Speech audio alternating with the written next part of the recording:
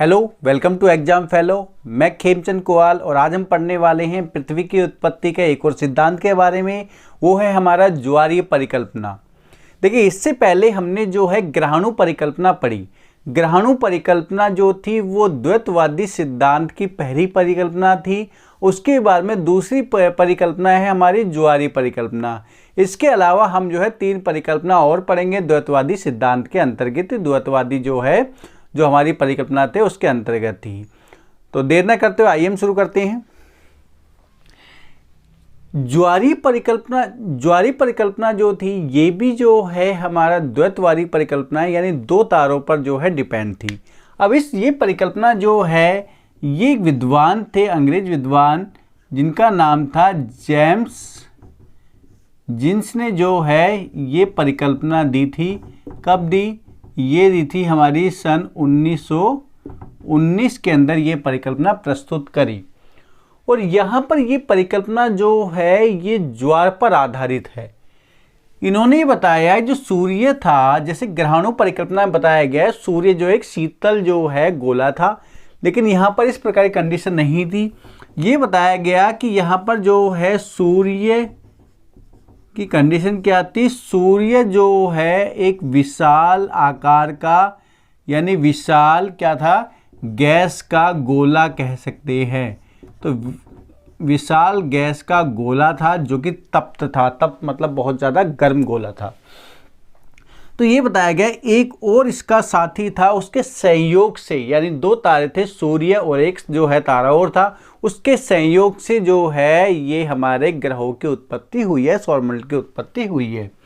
यहाँ पे बताया गया कि जो है एक विशालकाय तारा था जो कि सूर्य से कहीं गुना अधिक बड़ा था, और ये जो है ये हमारा जो है इस प्रकार से जो सूर्य के पास में आने लगा। इसका पथ इस प्रकार से बताया जाता है, इस प्रकार से ये हमारे जो है ये घूम रहा था।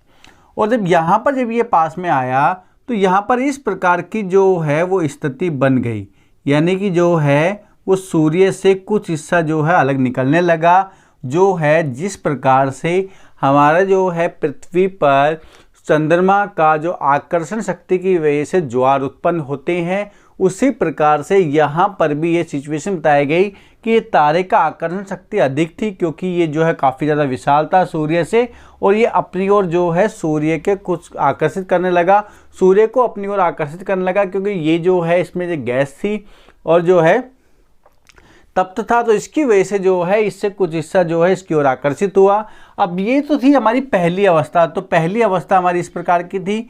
अब यहाँ बताया जाए दूसरी अवस्था में हुआ क्या?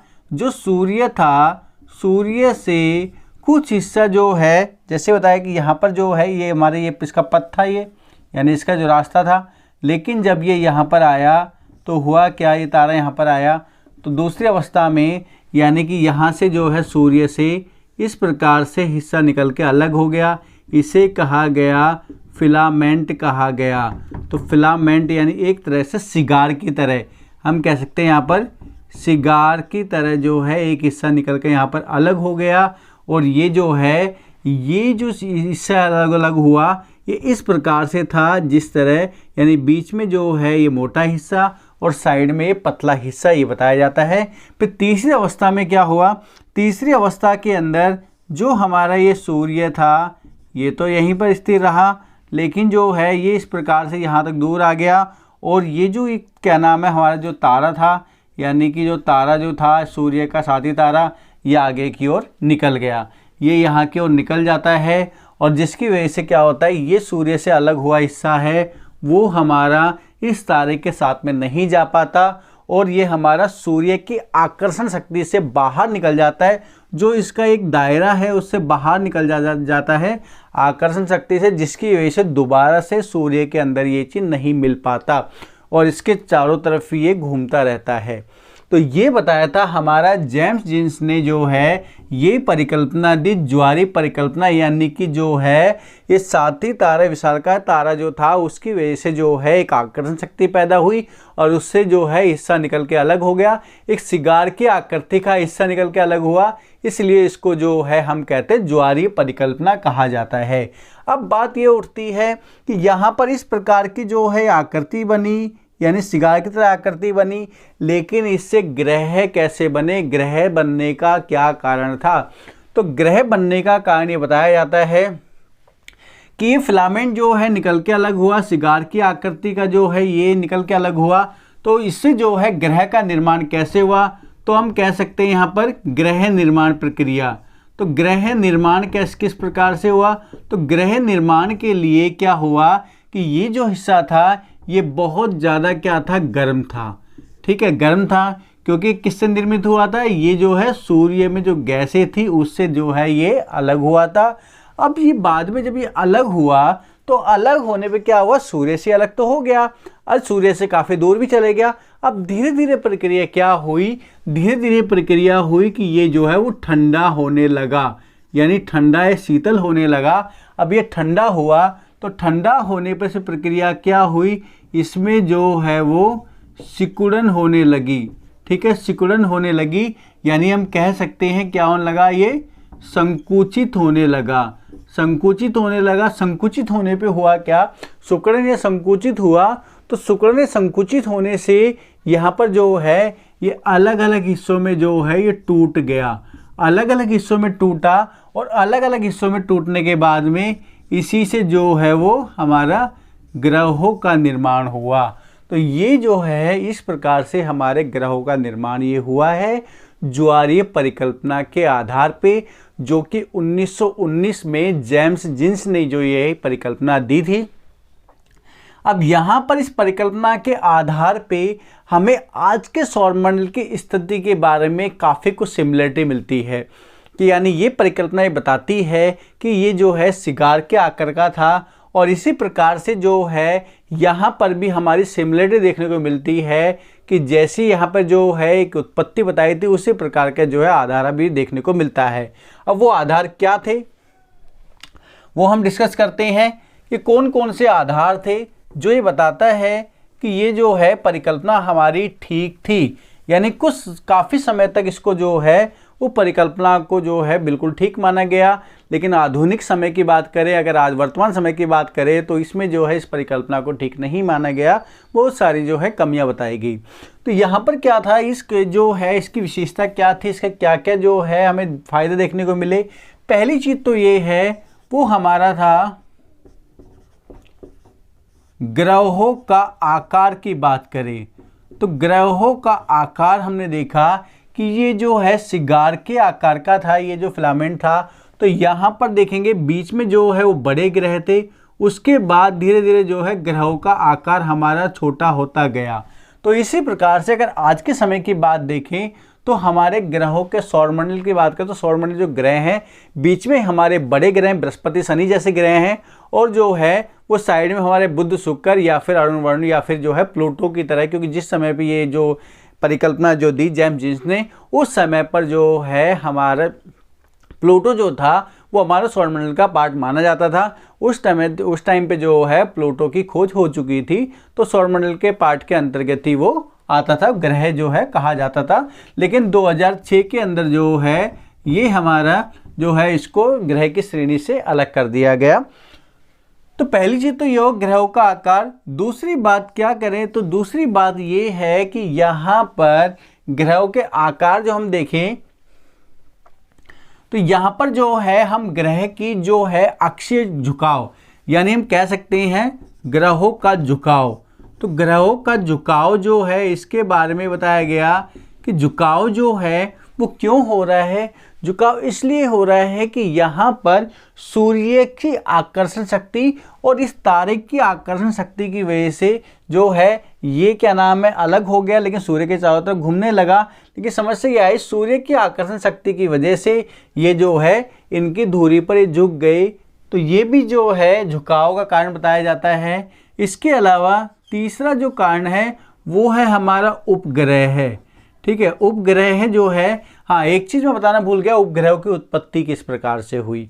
उपग्रहों की उत्पत्ति इस प्रकार से हुई कि यहाँ पर जो है ये अलग अलग विघटित हुए जो हमारे ग्रह थे। ग्रह विघटित होने के बाद में सूर्य की ज्वारीय शक्ति की वजह से उपग्रह की उत्पत्ति हुई। ये इस परिकल्पना के अंदर इन्होंने जेम्स जीन्स ने बताया था। अब हुआ क्या, जो ग्रहों जो थे तो ग्रह की जो है यहाँ पर भी हम देखते हैं कि कि जो हमारे बड़े ग्रह हैं, तो बड़े ग्रह जो हैं उनके उपग्रह जो हैं वो अधिक बताए जाते हैं, यानी बड़े ग्रह के जो उपग्रह हैं वो हमारे अधिक हैं और छोटे ग्रह के उपग्रह जो हैं ये हमारे कम है। यहीं पर एक अलग चीज़ और आती है कि बुध और शुक्र ये हमारे दो ग्रह ऐसे हैं जिनका कोई भी उपग्रह नहीं है, क्योंकि बुध और शुक्र जो है छोटे ग्रह थे और छोटे ग्रह जो है वो जल्दी ठंडे हो गए और बड़े ग्रह को ठंडा होने में समय लगा। तो बड़े ग्रह को ठंडा होने में समय लगा तो इसलिए जो है यहाँ से उपग्रहों का निर्माण जो है वो ज़्यादा हुआ और यहाँ पर जो है छोटे ग्रह जो है जल्दी ठंडे हो गए, जल्दी शीतल हो गए। तो इसकी वजह से वहाँ पर जो है प्रक्रिया, उपग्रह के निर्माण की प्रक्रिया यहाँ पर रुक गई। तो ये हमारे जो है ये हमारी कुछ जो क्या नाम है आधार थे जिसकी वजह से ये माना गया कि ये परिकल्पना जो है वो पूरी तरह से ठीक थी। लेकिन इसमें समय के साथ साथ में कुछ कमियां भी देखने को मिली। बाद में ये जो है काफ़ी सारे वैज्ञानिकों ने इसकी आलोचना भी करी। आलोचना क्या थी कि सबसे पहली आलोचना तो ये थी कि ये जो है साथी तारा था ये आया और आने के बाद में कहाँ लुप्त हो गया, इसके बारे में कोई भी जेम्स जेम्स ने अभी तक नहीं बताया था कि ये जो है तारा कहाँ चले गया। दूसरी बात ये थी कि यहाँ पर जो है जेम्स जेम्स ने ये चीज़ नहीं बताया कि यहाँ पर जो है ये हमारे जो क्या नाम है ये साथी तारा था ये सूर्य के पास में था। लेकिन यहाँ पर एक सिचुएशन ये थी कि तारे जो भी थे विश्व के अंदर, जो ब्रह्मांड में जो तारे हैं वो बहुत दूर दूर जो हैं वो हैं, उनकी जो है आसपास आने का या मुठभेड़ होने की संभावना बहुत कम है या पास में आने की संभावना बहुत कम देखने को मिली है। इसके अलावा तीसरी बात ये बताया कि ग्रह में जो संकुचन हुआ या ग्रह निर्माण हुआ, इसके बारे में विस्तृत जानकारी उन्होंने नहीं दी कि ग्रह का निर्माण जो है वो किस प्रकार से हुआ, ये विस्तृत जानकारी उनके पास में नहीं थी। तो ये सारी जो है कुछ कमियां थी। इसके अलावा हम देखें कि ये बताया गया कि सूर्य जो है सूर्य से ये इतना दूर चले गए जितने भी ग्रह हैं।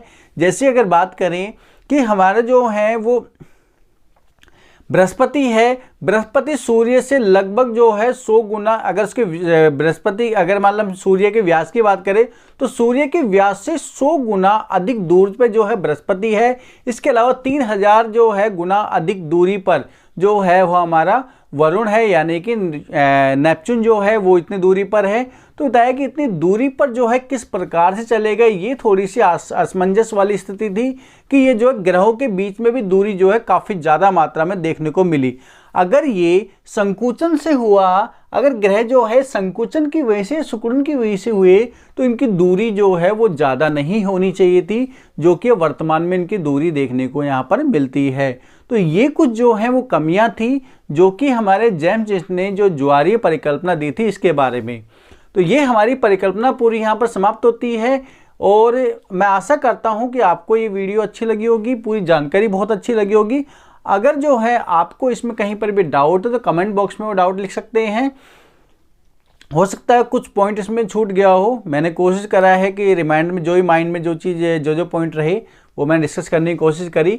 मेन बात क्या था कि यहाँ पर जेम्स जेम्स ने जो थ्योरी दी थी, जो हमारी परिकल्पना दी थी, वो किस आधार पे थी और उसका जो है वो किस प्रकार से उन्होंने परिकल्पना जो है को देकर समझाने की कोशिश करी, ये मैंने भी इसका जो है समझाने का आपको प्रयास किया।